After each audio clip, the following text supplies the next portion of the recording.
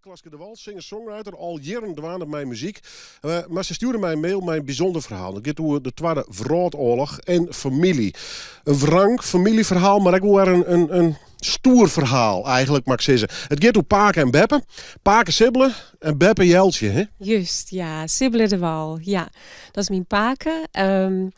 Ja, het trieste verhaal is dat Sibbelen de Wal een van de 16 mensen is die deerzetten is door de Duitsers op 3 mei 1943. Wat gebeurde er precies? Ja, het had zich al hier afspelen in de tijd van de april-mei-staking. Wat toen in Nederland het geval weer. De Duitsers weer op ziek naar mensen die hun konden helpen in Duitsland. Om in de fabrieken te werken. Dit wie, als ik het goed had, de tweede staking.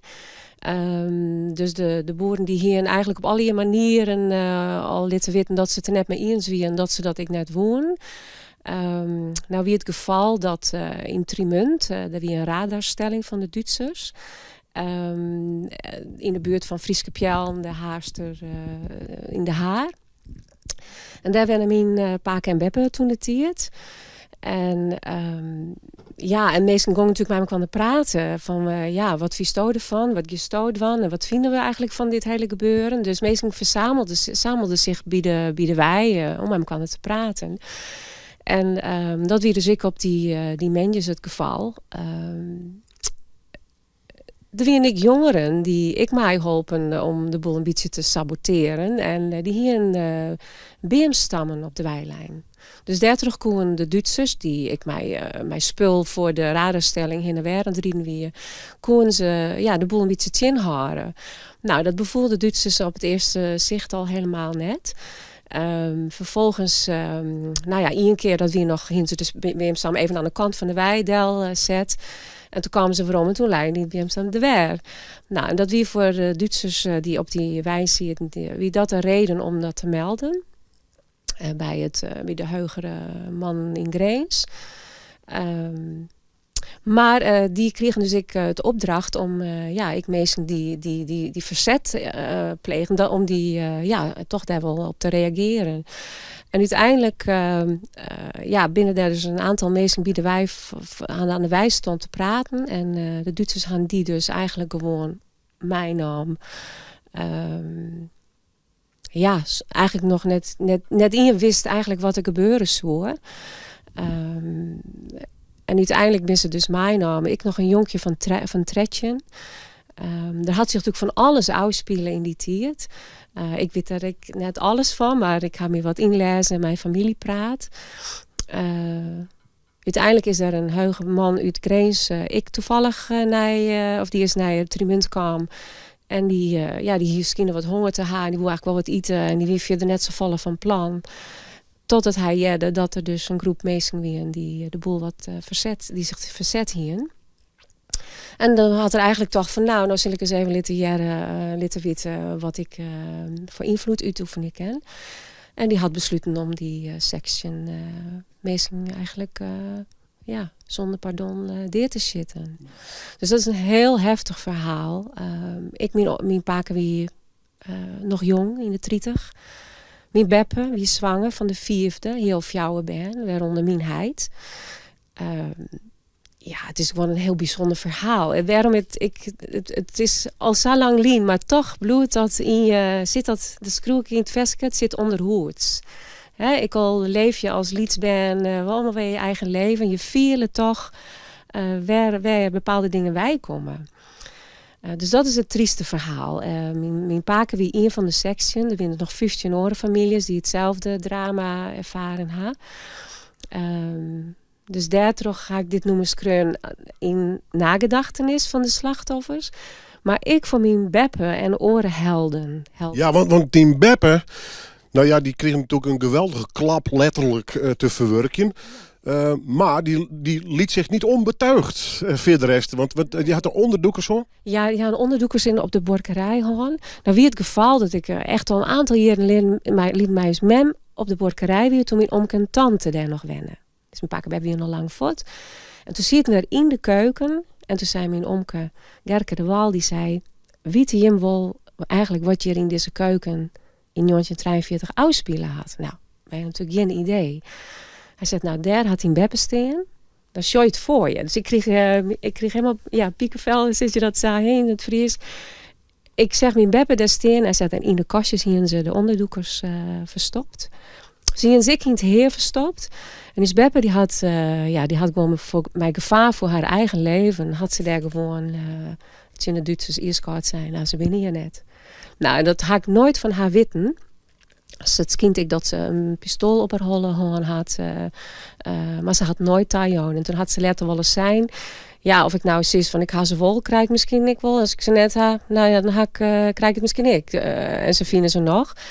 Dus dat vind ik van een beppe die daar in haar hele leven, zolang ik haar kent, haar nooit hoe praat had. Heel rustig weer. Nooit weten wat er achter zit had. En dus ja, dat verhaal, dat had me echt heel wat rekken. Ik al wist ik natuurlijk wel dat het iedereen weet dat ik hertocht. Dus ik wist het wel. Maar dan, als je dan in zo'n borkerij zit, dan viel je dat. Dan wordt het echt, om het zo maar eens te zeggen. Ja, zo viel dat. Dus ja, toen viel ik echt een soort urgentie van, nou, ik wil een gedicht. Ik wil eigenlijk een soort eerbetoon aan mijn beppe brengen ik. Dus daardoor ga ik het schreeuwen. Het noemer hier naar binnen kijken. Dat had te krijgen met naar binnen zien bij de borkerij en zo'n situatie? Of maar het nog wat breder nemen? Ja, eigenlijk het naar binnen zien.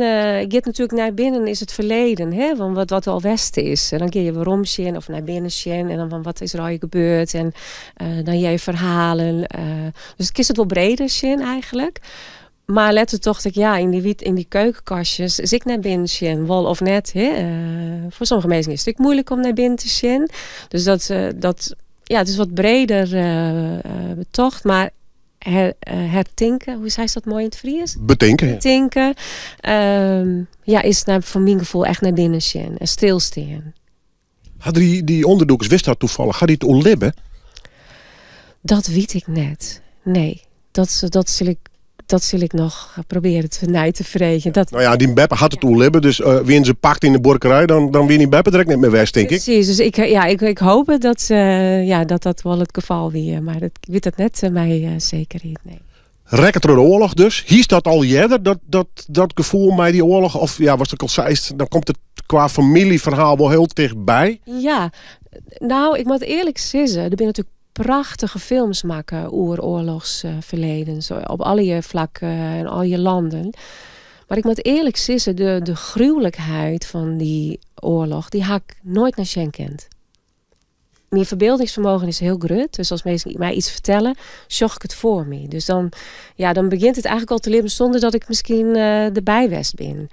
Dus die films ik hoor Auschwitz, waar saffelen mensen zo onmenselijk behandeld binnen. Daar ken ik net naar Sjen. Maar nou, totdat ik misschien ik wel daar terug, omdat ik misschien nog net helemaal goed wist hoe dat bij mij thuis was in de familie. Maar nou ik dat weet, ken ik makkelijker of ben ik meer belutsen bij de verhalen en ik die oormeesters nou vertellen. Hoe is nou naar zo'n oorlog in Oekraïne dan? Ja. Kist daar naar Sjen?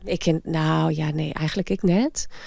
Hoe gruwelijk sprutsen, hè? Ja, ik eigenlijk net, ja. Want ik vind het ongelooflijk dat we in deze tijd, bij alle ontwikkelingen en alle geschiedenis die we al hadden, dat mensen mij een zoon verstaan, althans weldenkende mensen, in staat binnen om dit te laten gebeuren. Ja, ik vind het echt verschrikkelijk om te zien.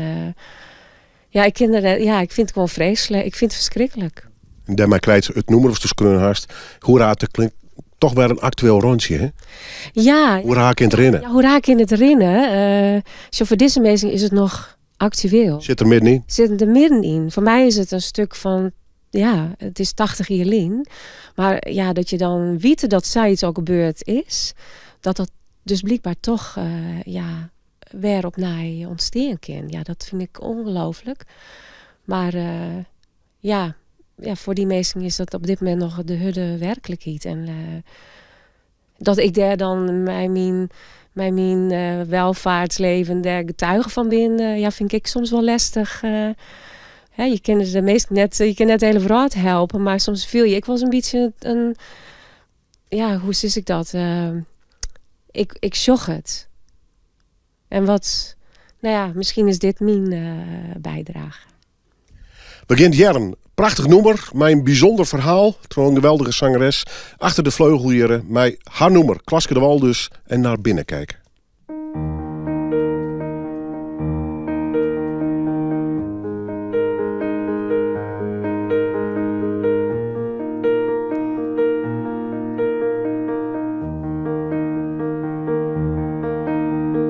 Naar binnen kijken, door het raam naar het verleden.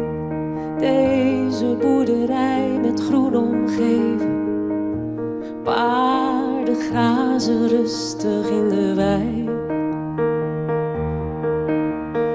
Naar binnen kijken, opent de staldeur naar de keuken. Kastjes, aardig tafelsteen.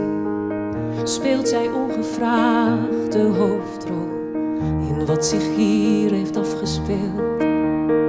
Naar binnen kijken.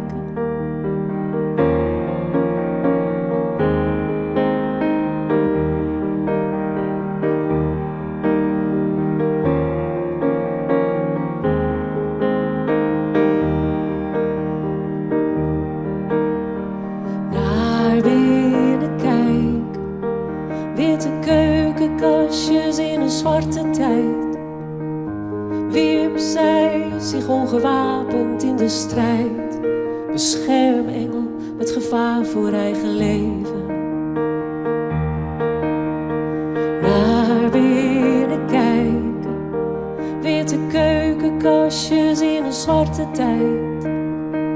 Duurde een moment, een eeuwigheid. Zij hield stand, wist van geen wijken. Naar binnen kijken. Heldhaftig en zo dapper. Moedig, sterk, zo daadkrachtig. Naar binnen kijken. Boomstammen op de weg. 15 mannen en 1 jongen. Verkeerde plek, verkeerd moment. Naar binnen kijken. Jullie allerliefste, jullie ontnomen. Lafhartig onder vuur genomen. Verkeerde plek, verkeerd moment. Naar binnen kijken. Heldhaftig en zo dapper. Moedig, sterk, zo daadkrachtig. Naar binnen kijken.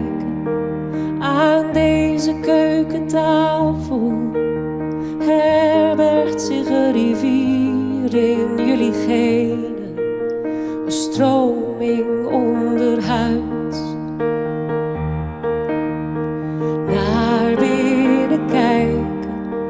Aan deze keukentafel onthult zich een verhaal uit het verleden. In oorlogstijd.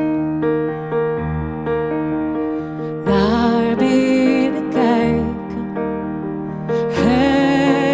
Heldhaftig en zo dapper. Moedig, sterk, zo daadkrachtig.